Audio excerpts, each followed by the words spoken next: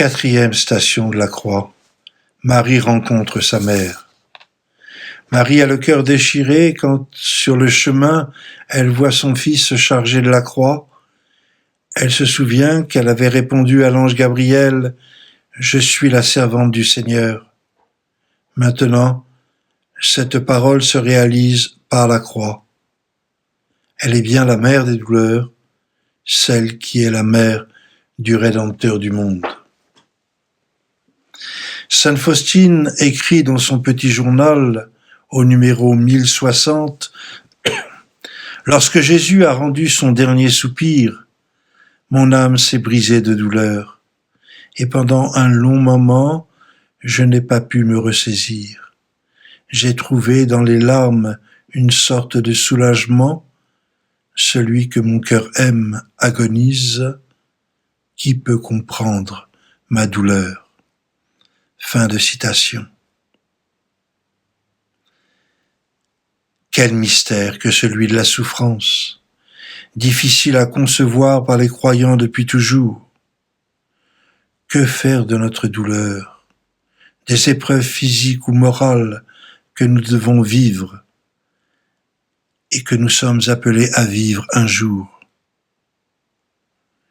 Pour un disciple de Jésus, la souffrance peut être utilisée comme une œuvre de miséricorde par laquelle Dieu peut agir sur nos frères à travers nous.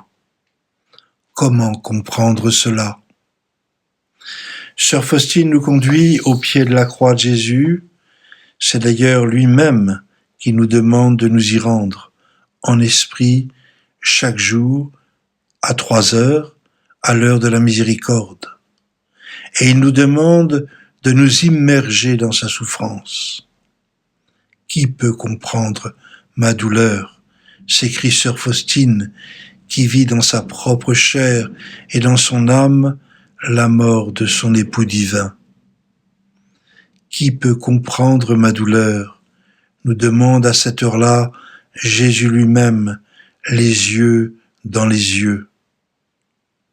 Le peux-tu, toi, qui te trouves devant moi, dans ton église, toi qui es dans la chambre la plus reculée de ta maison, toi, dans la rue, où te saisit la cloche de l'église, toi, à ton poste de travail, où tu as fait sonner ton portable pour te souvenir de moi, peux-tu comprendre ma douleur?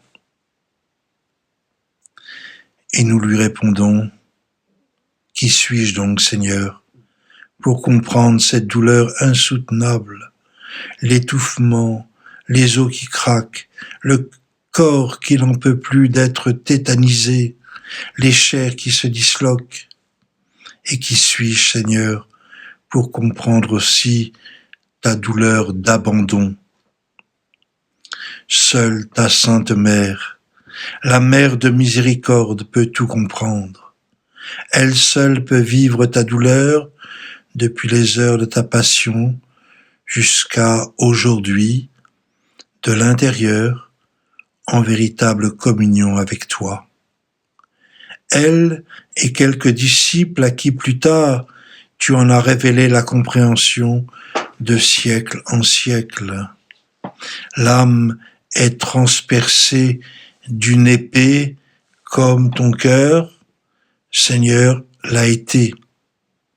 Le corps est comme mort à lui-même, comme celui de toutes les mères dont l'enfant est mort. La Vierge Marie, elle, sait que Dieu meurt à cet instant. Elle sait que la vie disparaît devant le monde qui croit en être le Maître. Et elle ne comprend pas comment il est possible que la vie meure. Et elle est parcourue d'une angoisse indicible. Et ce qui est le plus important pour nous aujourd'hui, c'est que ce n'est pas pour elle que la Mère de miséricorde est angoissée et souffre, mais que c'est pour l'humanité, que c'est pour nous. Comment la grande épreuve physique, morale, spirituelle peut-elle être vécue aujourd'hui par le croyant fidèle? Elle peut être vécue dans ce qu'on a appelé la configuration au Christ, dont sainte Faustine nous montre le chemin, après tant d'autres témoins à travers les siècles. Jésus a donné un sens nouveau à la souffrance humaine que nous avons nous-mêmes à vivre, qu'elle soit moindre en intensité ou bien qu'elle soit plus grande encore que la sienne. En ce sens nouveau, Jésus l'exprime ainsi à sœur Faustine, qui est clouée sur son lit de douleur, insoutenable à cause de la tuberculose. Aide-moi à sauver les âmes. Joins tes souffrances à ma passion et offre-les au Père céleste pour le salut des pécheurs. Et cela, il nous le demande à nous autant qu'à sœur Faustine. Le Seigneur a besoin de nous jusqu'à la fin du monde. Sa passion transfigure toute souffrance. Si nous acceptons de dire, Seigneur, ce que je vis de si difficile, je te le donne, à toi que mon cœur aime et qui agonise jusqu'à la fin du monde. Dispose-en comme tu voudras et que cela participe au salut de l'humanité. Et comme il nous sera peut-être difficile ou impossible à l'heure venue de demander cela à Jésus, adressons-lui une promesse de don, du don de nous-mêmes, tandis que nous sommes encore en possession de nos moyens physiques et mentaux, et renouvelons de temps en temps cette demande secrète. Faisons cela et attendons en toute confiance les grâces qui seront dispensées.